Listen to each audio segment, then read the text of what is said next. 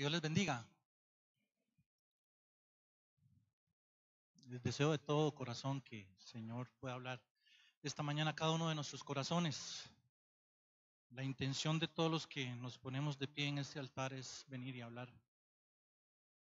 Palabra que venga del corazón de Dios, no de hombre. Hay un precio que yo sé y tengo claro que los que nos paramos aquí pagamos. Porque no es poca cosa pararse delante de la presencia de un Dios santo y delante de su pueblo para exponer la palabra de Dios. Y mi deseo esta mañana es que esta palabra de verdad llegue a nuestro corazón, que nos confronte y que nos ayude en ese caminar diario con el Señor. Sabemos y entendemos, y así nos piden nuestros pastores que estamos orando por nuestro país. Vivimos tiempos muy convulsos, tiempos diferentes, tiempos de cambio. Y si no es usted y si no soy yo el que nos paramos delante de la presencia de Dios para clamar por nuestro país, nadie lo hará. Nadie lo hará. Usted es sal de la tierra, yo soy sal de la tierra. Y estamos llamados a ser factores de cambio en este mundo. ¿Lo creen, sí o no? Señor, te damos gracias por este momento, por esta oportunidad que nos das de estar en tu casa para buscar tu presencia como iglesia, Señor, para venir y adorarte, exaltar tu nombre, nombre que es sobre todo nombre, el único que ha sido exaltado hasta lo sumo, porque murió en la cruz y resucitó al tercer día. Y por su sangre fuimos nosotros lavados de todos nuestros pecados, Señor. Gracias, porque en este lugar está tu presencia y pedimos que tu presencia, una vez más, nos hable, nos confronte a tu palabra, haya palabra de edificación, de exhortación, de consolación a este pueblo en esta mañana. Te lo pedimos en el nombre de Cristo Jesús. Proverbios 19:9. El testigo falso no estará sin castigo y el que habla mentiras perecerá. Proverbios 21:28. El testigo mentiroso perecerá, mas el hombre que oye permanecerá en su dicho. El testigo falso no quedará sin castigo y el testigo mentiroso perecerá. ¿Por qué inicio mi mensaje con estos dos versículos? Es mi intención poder hablar de lo que significa el ser testigo de Jesucristo. Y quiero que tengan en mente estos dos versículos con los cuales estoy iniciando. Vamos a hablar acerca de la perspectiva apostólica de lo que significó para los primeros cristianos ser testigo de Dios, de lo que significa a nosotros en estos tiempos y de lo que va a significar al final de lo que el Señor ha establecido en su palabra.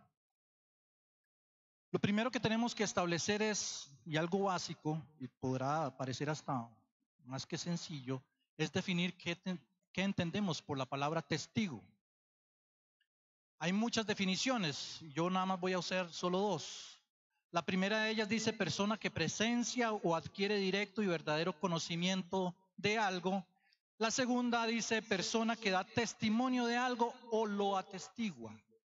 La primera definición habla de que alguien adquiere conocimiento directo porque ve, porque escucha directamente lo que está pasando, lo que está ocurriendo. Nadie le contó, nadie se lo dijo, no lo obtuvo de una segunda o tercera fuente. La misma persona lo presencia y adquiere conocimiento directo. Esa es una clase de testigo. La segunda dice que es una persona que da testimonio de algo. ¿Y qué es dar testimonio? De nuevo me remito a lo que dice el diccionario. Testimonio es una prueba, justificación y comprobación de la certeza o verdad de algo. En otras palabras, dar testimonio de algo es hablar verdad, hablar con certeza. Por eso cuando a alguien lo llaman a declarar su testimonio en un juicio, se espera y se le dice así que va a decir solo la verdad. Y en caso de que mienta, comete delito. Testimonio, por definición, es decir la verdad. Jesús mismo vino a dar testimonio. Juan 17, a partir del verso 5 y verso 6, perdón, dice: he manifestado tu nombre a los hombres que del mundo me diste. Tuyos eran y me los diste y han guardado tu palabra. Ahora han conocido que todas las cosas que me has dado y proceden de ti, porque las palabras que me diste les he dado y ellos las recibieron. Y han conocido verdaderamente que salí de ti y han creído que tú me enviaste. En el verso 26, en el mismo capítulo, el Señor también dice: les he dado a conocer tu nombre y lo daré a conocer aún, para que el amor con que me has amado esté en ellos y yo en ellos. El Señor Jesús viene a dar testimonio del Padre. Juan en Apocalipsis 1:5 llama al Señor el testigo fiel, porque Él en su vida, en su ministerio, atestiguó lo que Él vio cuando estaba con su Padre. Vino aquí encarnado y habló a la gente. Por su palabra, la gente conoció quién era el Padre. Él es el testigo fiel. Una vez que Él termina su ministerio, le encomienda esta misma tarea a sus discípulos.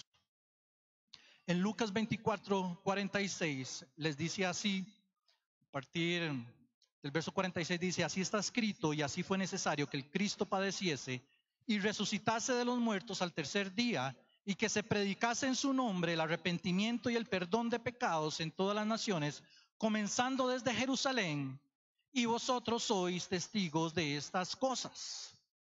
El Señor les está diciendo: puesto que ustedes han estado conmigo estos 3 años de mi ministerio, han visto las cosas que yo he hecho, la obra que el Padre me encomendó a mí hacer, ustedes han visto, han vivido conmigo. Ahora, por cuanto han adquirido conocimiento directo de mi parte, podrán ir y ser mis testigos. Pero el Señor también les advierte y pone una advertencia de que ese testimonio que ellos iban a dar no iba a ser por poco precio. En Lucas 21:12, el Señor les dice con el corazón abierto a sus discípulos: pero antes de todas estas cosas os echarán mano y os perseguirán y os entregarán a las sinagogas y a las cárceles, y seréis llevados ante reyes y ante gobernadores por causa de mi nombre.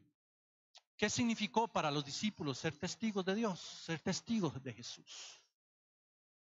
A las pocas semanas, cuando leemos los relatos del Evangelio y entramos al libro de los Hechos, y si nos adentramos en la lectura, podemos ver cómo los apóstoles empiezan a predicar e inmediatamente empiezan a sufrir persecución de parte de las autoridades religiosas de la época. El mismo sacerdote con el concilio los llama a cuentas y empieza a reclamarles de por qué están predicando en ese nombre, y les prohíbe y los manda a la cárcel. Y dice que ellos, con el corazón sincero, vamos a obedecer antes a Dios que a los hombres, porque sabían en quién habían creído. E incluso les dan de azotes y les dicen: no vuelvan a hablar en ese nombre.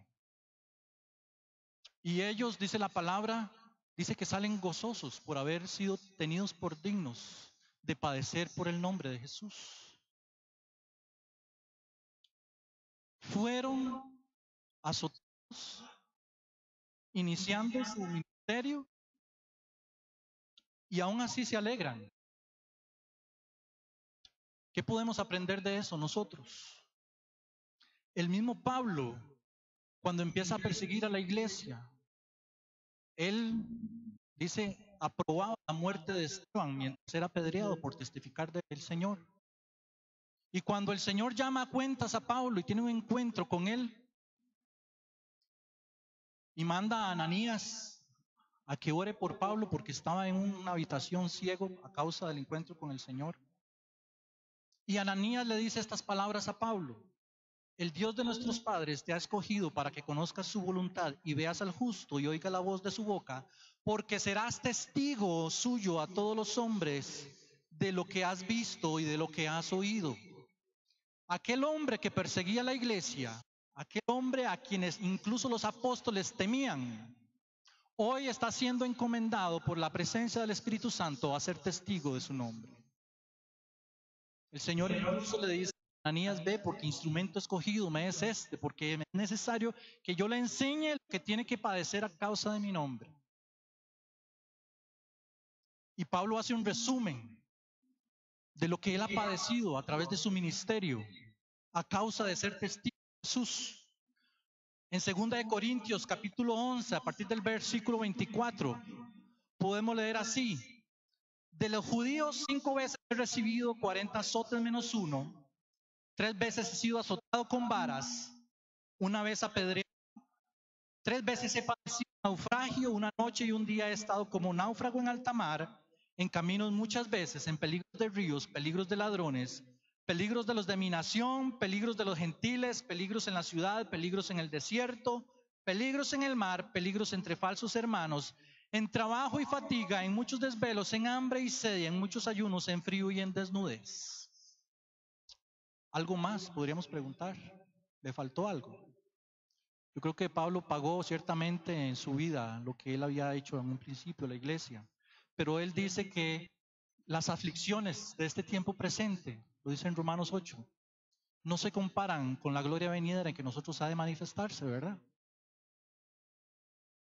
El testimonio que dieron los discípulos tuvo un precio muy alto. Cuando el Señor está reunido con ellos desde que fuera ascendido al cielo, les dice que vosotros seréis mis testigos en Jerusalén, en Judea y Samaria y hasta lo último de la tierra. Esa palabra testigos que se utiliza ahí en griego es la palabra martus, Marta, solo que con US al final, martus, de la cual se deriva la palabra mártir. El Señor les está diciendo: ustedes van a ser mártires a causa de mi nombre, a causa del testimonio que ustedes van a dar al mundo.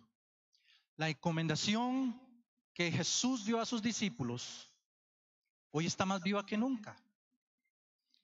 Ellos vieron al Señor, caminaron con Él, vivieron con Él, y como vimos al principio, porque adquirieron conocimiento directo de Jesús, pudieron testificar. Hoy, pleno siglo XXI,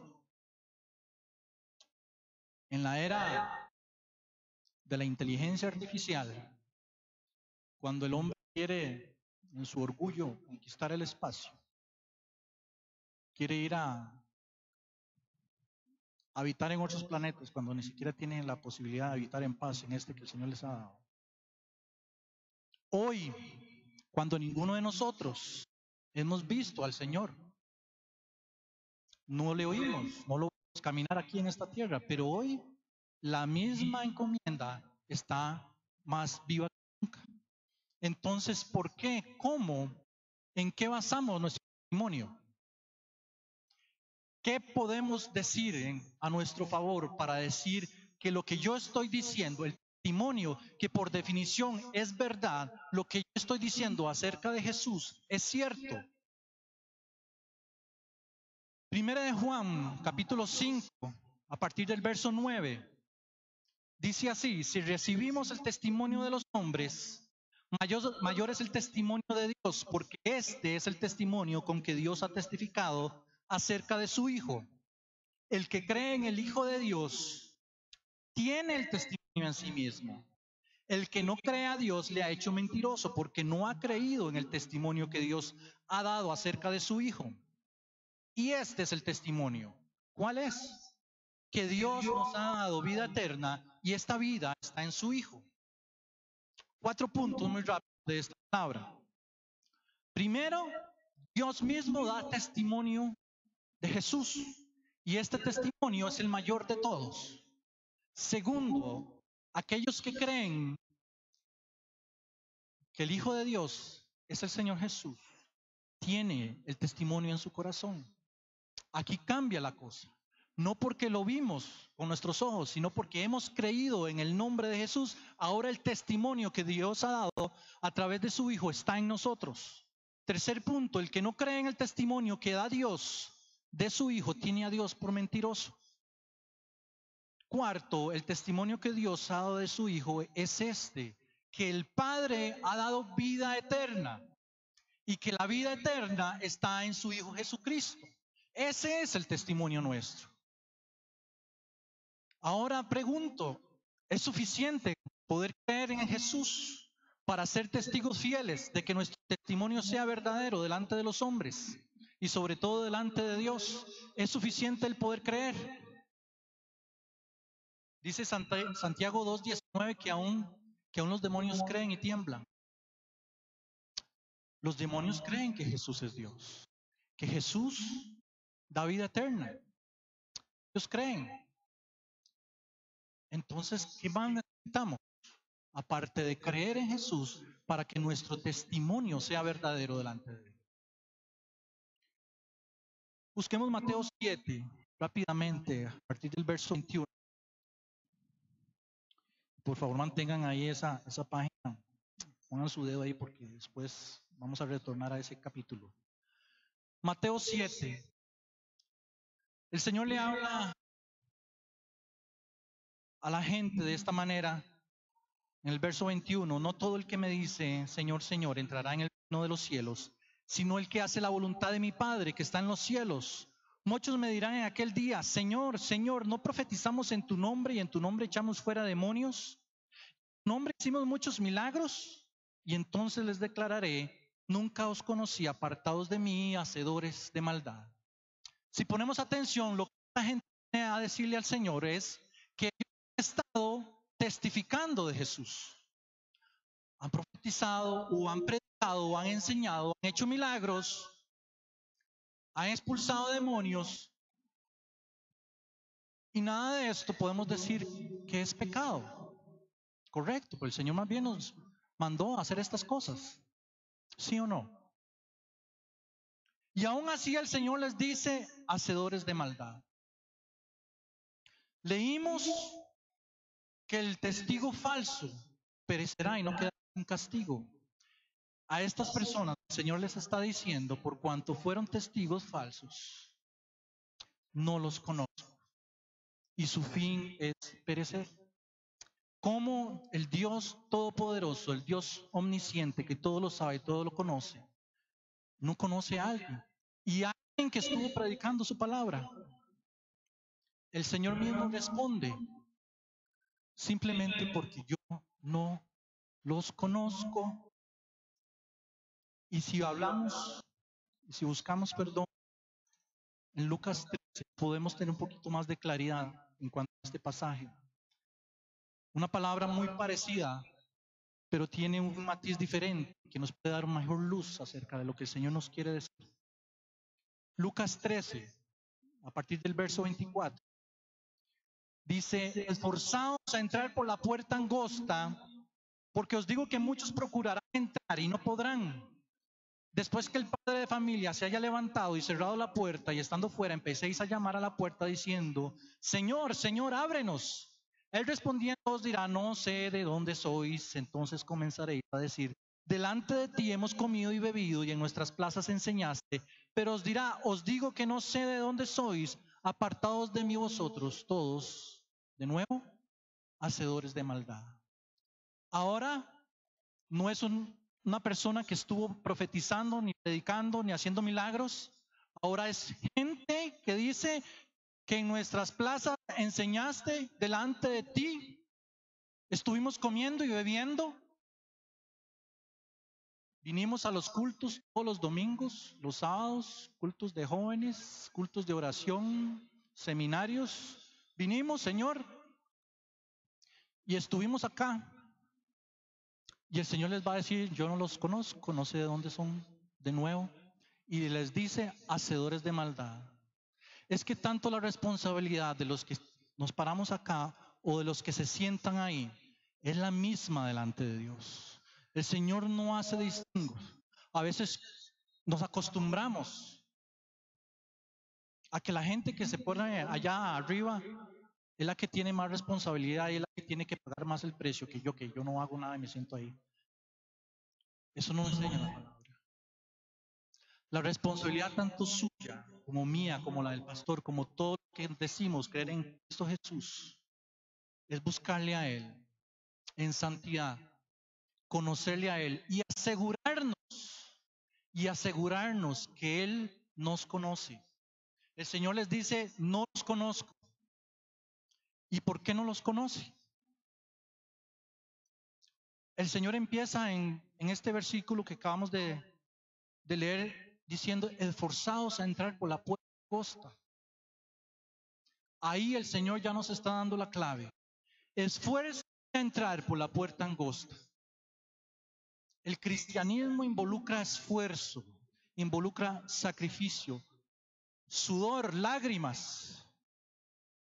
El cristianismo no es fácil. Si a usted le vendieron un evangelio que venga a Cristo, le resolverá todos sus problemas y no volverá a sufrir, le mintieron. Le mintieron.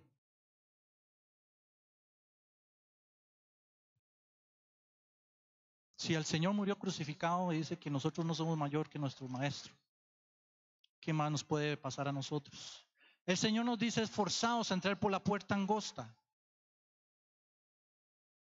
Y si leemos en Mateo 7, le dije que tuvieran marcado el capítulo 7 de Mateo, el Señor también introduce esta palabra, entrad por la puerta estrecha, porque ancha es la puerta y espacioso el camino que lleva a la perdición. Y muchos son los que entran por ella, porque estrecha es la puerta y angosto el camino que lleva a la vida, y pocos son los que la hallan. Si juntamos estas tres palabras, podemos entender que el Señor Jesús está diciendo, para que el testimonio de ustedes sea verdadero, es necesario que ustedes entren por la puerta angosta. Yo pregunto, ¿quién es esa puerta? ¿Qué dice Juan 19? El Señor se revela a sí mismo, yo soy la puerta, el que por mí entrare será salvo. Jesús es la puerta. Jesús mismo dice, anden por el camino angosto y estrecho. Yo pregunto, ¿quién es ese camino angosto y estrecho? ¿Qué dice Juan 14:6? Yo soy el camino, la verdad y la vida. ¿Qué está diciendo Jesús acá? Aquel que quiera venir a mí tiene que andar por el camino angosto. ¿Quién es el camino? ¿Quién es el camino? ¿Cómo es el camino? Angosto. Ese camino angosto nos lleva a una puerta. ¿Y cómo es esa puerta? Angosta y estrecha. ¿Quién es la puerta? Jesús. Jesús. El camino que nos lleva a Él y que nos garantiza que nuestro testimonio sea verdadero. No hay otra forma, no hay otra manera, no hay otro camino secundario, no hay atajos que tomar más que andar por el camino angosto, por el camino espacioso. No hay otra. Hoy más que nunca vemos y sentimos la opresión de la sociedad, aquellos que decimos creer en Jesús y seguir sus enseñanzas. Hay opresión, nos critican porque creemos en la palabra de Dios, seguimos sus enseñanzas, porque a lo que el mundo llama derechos humanos, nosotros llamamos pecado porque la Biblia así lo establece. Y no es para condenar al mundo, es para llamar a arrepentimiento de pecados, porque nosotros estuvimos allá afuera también muertos en nuestros pecados y el Señor tuvo misericordia de nosotros. Porque aquello que el mundo dice que es correcto, nosotros entendiendo por la revelación de la palabra de Dios, podemos y entendemos que lo que el mundo dice es luz para nosotros y delante de Dios es oscuridad. Y entonces escogemos ir para el otro camino. No importa en la posición que yo encuentre, no importa cuánta gente va a chocar conmigo, yo sigo adelante porque yo sé en quién he creído. No importa lo que me cueste, no importa lo que yo vaya a sufrir, yo quiero caminar por ese camino que me lleva a Jesús.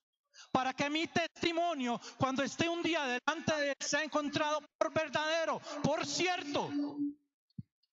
Y no se trata de ser profetas, pastores o evangelistas. No se trata de eso. En el lugar donde el Señor lo tiene, ahí es su testimonio. En su casa, con sus hijos, con su esposo, con su esposa, en el cole, la U.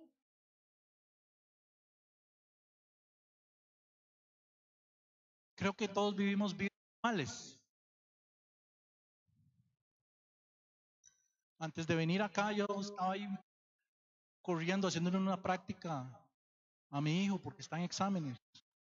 Y ahora voy a ir a quemarme las pestañas con él. Vivimos vidas normales.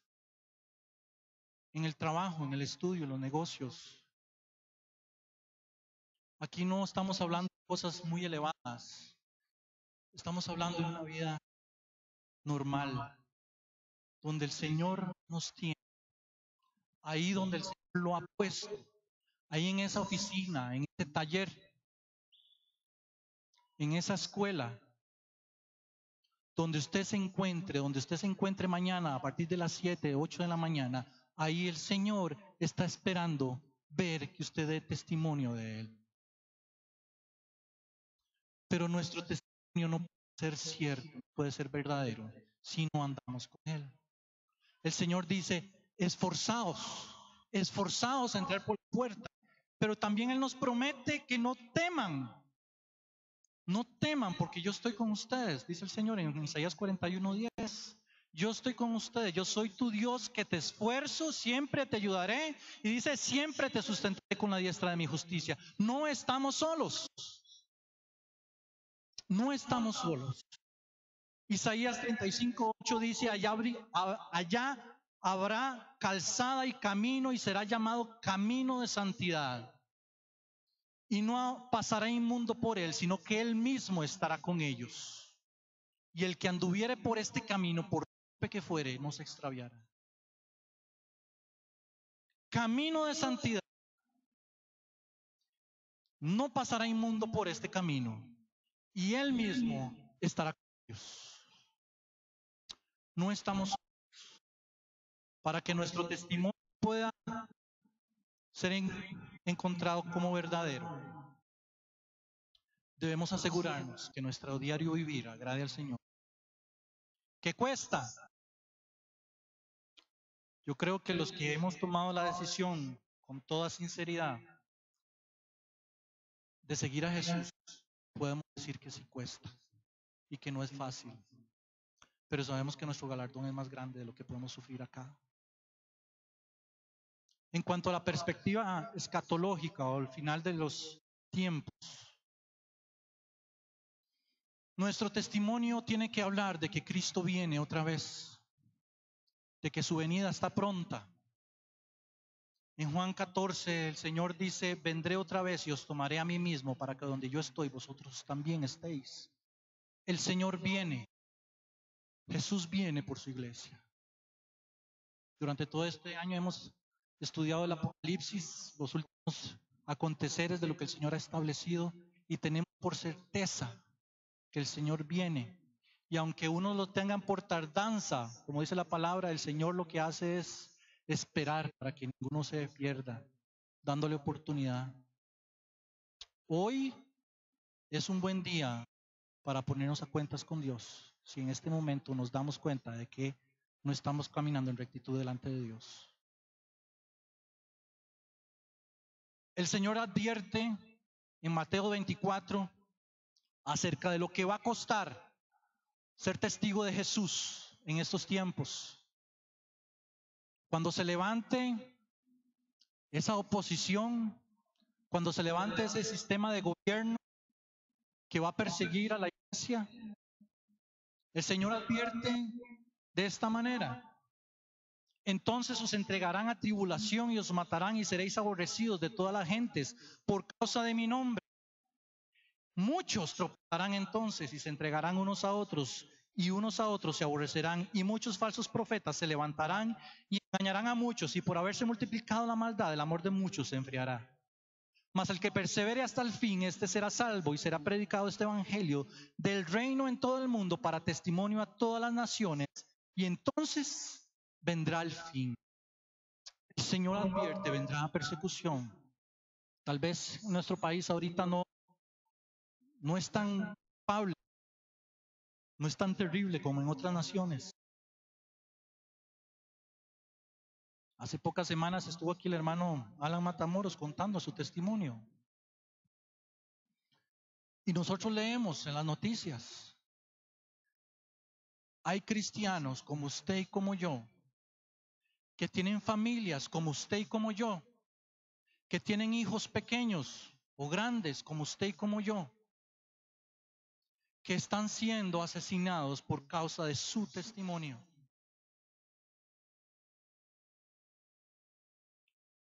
Y a veces nosotros nos dormimos acá, creyendo porque como eso sería tan largo, y mientras nos dejen congregarnos aquí en esta casa tan bonita, tan linda que el Señor nos regala, estamos bien. Cuando el Señor está llamando a su iglesia a volverse a Él en santidad, en oración, en clamor delante de su presencia. No es tiempo de estar jugando de la iglesia. No es tiempo. Baste ya el tiempo pasado que anduvimos en nuestra manera de pensar.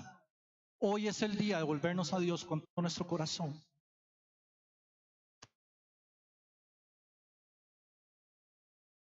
El Señor nos dice en Apocalipsis 2:10, sé fiel hasta la muerte y yo les daré la vida eterna.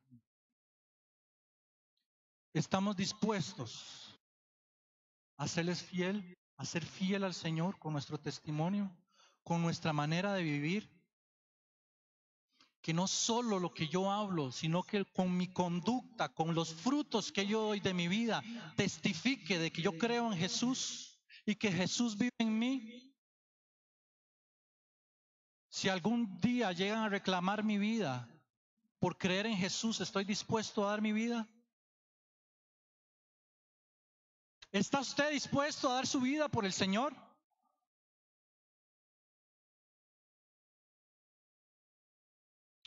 Él la dio por nosotros. ¿Qué más podemos decir? Él nos guiará más allá de la muerte.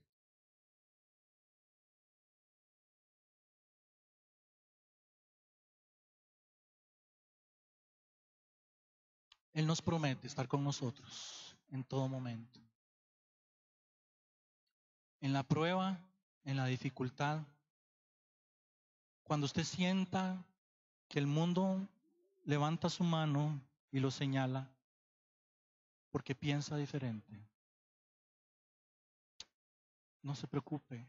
Ahí está el Padre, el Hijo y el Espíritu Santo levantando la mano con ustedes, dándole apoyo, dándole unción de nuevo para que su corazón no desfallezca.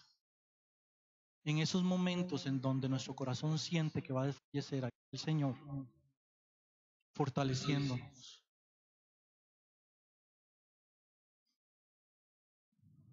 En Hechos 23, con esto concluyo, el Señor le habla a Pablo.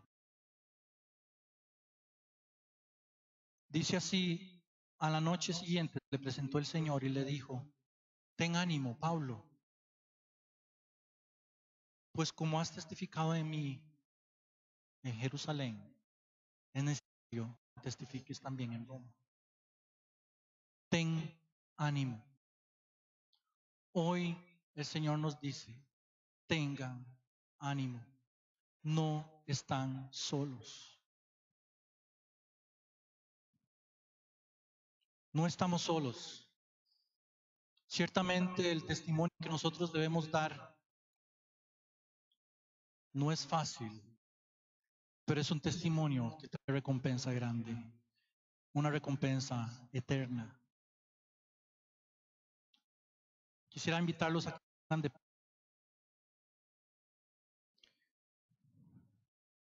y que podamos meditar en nuestro corazón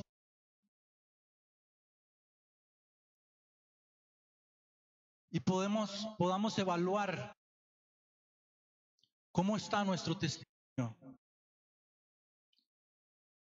No delante de los hombres, solamente porque tenemos que dar testimonio, sino cómo está nuestro testimonio delante de Dios, porque Él conoce nuestro corazón. ¿Cómo está nuestra vida de intimidad con Él? ¿Le buscamos su rostro? ¿Nos conformamos solo con lo que tenemos aquí el domingo? El Señor te dice, iglesia, no se conformen. No se conformen con lo que reciben el domingo. No te conformes. Yo soy un Dios ilimitado. Mi poder no tiene límite. Y lo que yo quiero para ti, iglesia, no se limita a una media hora o 2 horas un domingo en la mañana. Yo quiero bendecirte. Y quiero que testifiques de mí. Pero si tú no andas conmigo, tu testimonio será encontrado falso.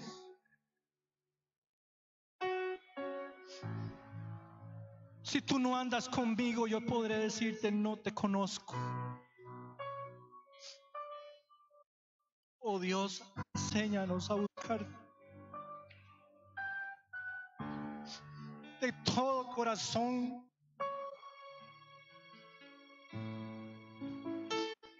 Conmueve el corazón de tu iglesia, Señor. En estos tiempos en donde vemos que la maldad se multiplica, hoy más que nunca es necesario que el testimonio de Cristo sea levantado. Y es tu iglesia la llamada a abrir su boca, a actuar de una manera que vean que en nosotros está la luz del mundo. Enséñanos, Espíritu de Dios. Motiva. Oh mi Dios.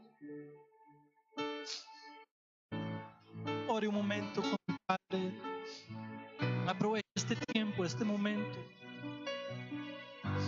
Aprovechelo. Señor, examina mis caminos. Examina mi corazón y mis pensamientos. Ve si hay en mi camino de perversidad. Guíame al camino eterno. Quiero ser un testigo fiel, Señor. Mi boca pronuncie verdad. Que mi vida refleje una verdad. Y esa verdad es que estoy contigo, Señor. Te adoramos, Padre. Bendecimos tu nombre, Señor. Gracias te damos por tu palabra, Señor.